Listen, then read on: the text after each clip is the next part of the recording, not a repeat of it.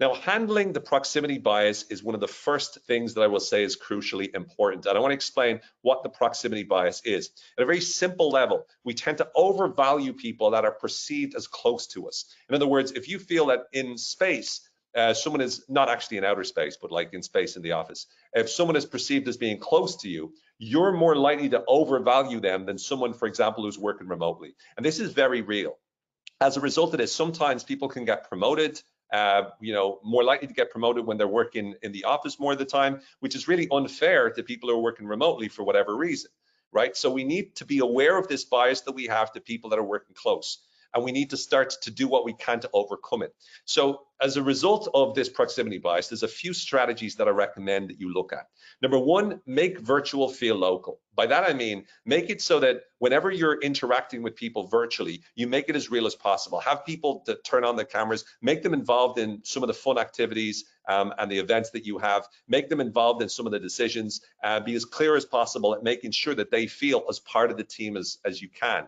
Build trust. Make sure you do what you say you're going to do when you say you're going to do it. Be very open and honest about it.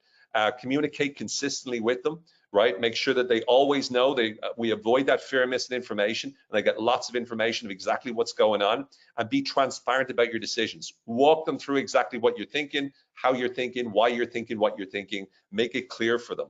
Be aware of the fairness. Be aware of this bias. Be aware of the tendency to overvalue someone working in the office, and make it so that you're conscious of that when you're making decisions, conscious of that when you're deciding on promotions, right? It's really important that we make it as fair as possible so people aren't being, negatively punished because they choose to work remote, or because their job requires them to work remotely, or because their circumstances do. So make it so that you're very aware of the fairness decisions and making sure that you're promoting people who deserve it, not necessarily being as influenced by how close they are to you in terms of physically.